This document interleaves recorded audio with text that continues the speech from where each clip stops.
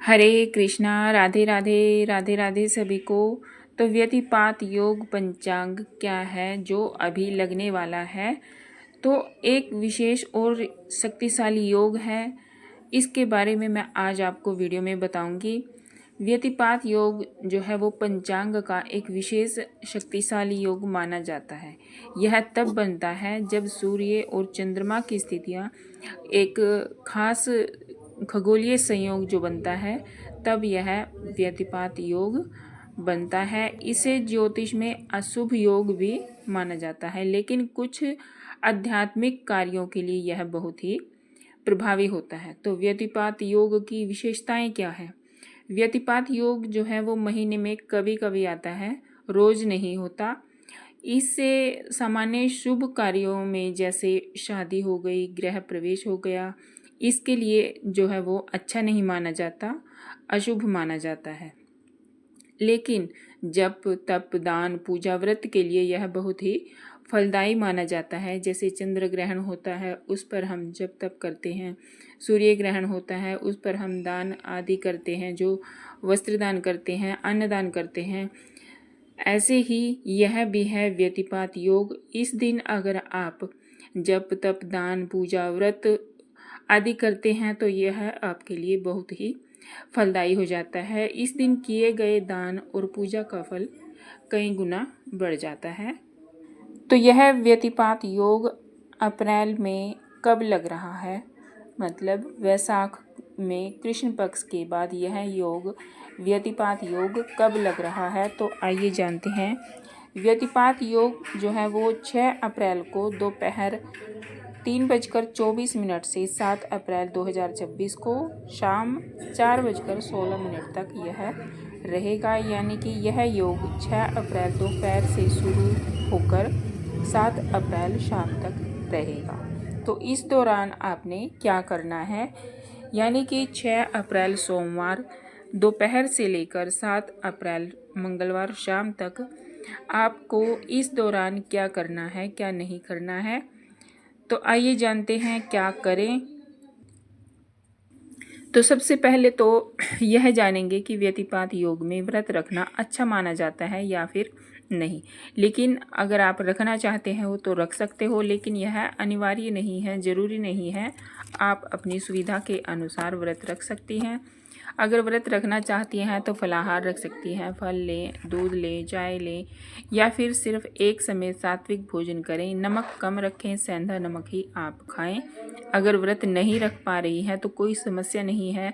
सिर्फ पूजा पाठ दान और मंत्र जाप से भी उतना ही फल आपको मिलता है जितना व्रत आदि करने से मिलता है। तो सबसे आसान विकल्प जो है वो है सुबह संकल्प लें, दिन में हल्का फल खाएं, शाम को पूजा के बाद आप व्रत का पारण कर लें। मतलब व्रत रखें तो अच्छा, नहीं रखें तो भी पूजा करने से उतना ही लाभ आपको मिलने वाला है। और अगर आप इस दिन व्यतिपात योग वाले दिन अगर आप पंचदेव की पूजा करती हैं तो आपको सभी दिशाओं से शुभ फल मिलता है, खासकर व्यतिपात योग में, ऐसे योग में।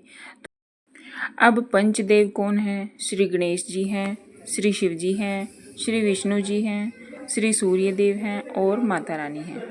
तो पंचदेव की पूजा विधि बहुत ही सरल है, ज़्यादा कुछ आपने करना नहीं है। सुबह ब्रह्म मुहूर्त में उठकर अपने स्नान आदि से निवृत्त होकर घी का दीपक जलाएं। पहले प्रथम जो है वो गणेश जी को प्रणाम करें, फिर क्रम से सबको नमस्कार करें।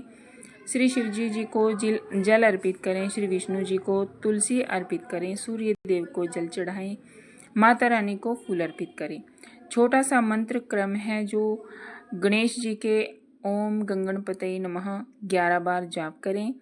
श्री शिव जी का भी है ओम नमो शिवाय, उसका भी आप 11 बार मंत्र जाप करें। श्री विष्णु जी का है ओम नमो भगवते वासुदेवाय। श्री सूर्य जी का है ओम सूर्याय नमः। माता रानी का है ओम दुर्गाय नमः। आप 11-11 बार इन मंत्र का जाप करें। अंत में एक मुट्ठी चावल या फिर आटा दान करें या फिर पक्षियों को डाल दें। ऐसा करने से आपको सभी दिशाओं से शुभ फल मिलता है। पंचदेव की आरती करें। पहले श्री गणेश जी की आरती करें, फिर शिव शंकर भोलेनाथ की आरती करें, फिर लक्ष्मी नारायण भगवान की आरती करें, फिर सूर्यदेव की आरती करें और फिर माँ अम्बे की आरती करें। अगर आप योग व्यतिपात योग के अलावा अगर आप पंचदेव की सरल आरती पूजा रोज भी करती हैं तो बहुत ही फलदायी होती है। अब जानेंगे क्या काम आपने इस दौरान नहीं करने हैं और क्या काम आपने करने हैं। तो व्यतिपात योग के दौरान आपने दान करना है, अन्न का, जल का, वस्त्र का और भगवान का नाम का जाप करना है, पूजा पाठ आदि करना है। और क्या काम नहीं करना है, तो आपने कोई भी नया व्यापार शुरू नहीं करना है, शादी या फिर बड़ा मुहूर्त कुछ भी ऐसा नहीं करना है, बड़ा निवेश नहीं करना है। तो यह काम आपने नहीं करने हैं। किसी को कटु शब्द नहीं बोलने हैं, ईर्ष्या नहीं करनी है किसी के प्रति अपने मन में। तो ऐसा भाव रखिए कि आप भगवान से सीधे जुड़ जाएं, तो ऐसा भाव आपने रखना है। तो यह सभी आरती पूजन करने के बाद आपने एक छोटा सा उपाय करना है, विशेषकर प्रार्थना करनी है आपने पंचदेव से। तो हाथ जोड़कर बोलें, हाथ में एक मुट्ठी चावल लें या फिर अलग से रख लें। तो आपने हाथ जोड़कर जो है वो प्रार्थना करनी है कि हे भगवान, मेरे घर में सुख शांति दे, सभी बाधाएं दूर हों। तो यह दान का छोटा सा उपाय है। फिर उस मुट्ठी चावल को या फिर आप पक्षियों को डाल दें या फिर शाम के समय इस गाय को खिला दें।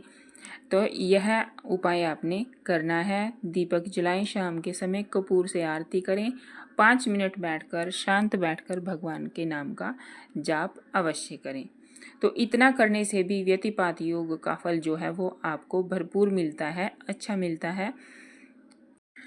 तो पूजा करने के बाद आपने प्रसाद जरूर चढ़ाना है और प्रसाद में आप कुछ भी चढ़ा सकते हैं। अपने घर पर बनाकर हलवा बनाकर चढ़ाइए, खीर बनाकर चढ़ाइए, अर्पित कीजिए भगवान जी को और फिर उसको परिवार में बांट दीजिए। तो यह थी व्यतिपात योग की छोटी सी जानकारी। यह जानकारी आपको कैसी लगती है तो कमेंट बॉक्स में जरूर बताएं। राधे राधे अवश्य लिखें। हे पंचदेव, श्री गणेश जी, श्री शिव जी, श्री विष्णु जी, श्री सूर्यदेव और माता रानी, आप सभी की कृपा हमारे घर परिवार पर बनी रहे। हमारे जीवन से सभी बाधाएं दूर हों, मन में शांति, घर में सुख और कार्यों में सफलता मिले। जो व्यक्ति आपकी पूजा करता है उसके जीवन में आनंद, समृद्धि और सकारात्मक ऊर्जा का वास हो। आप सभी का आशीर्वाद सदा हमारे साथ बना रहे। ओम शांति शांति शांति।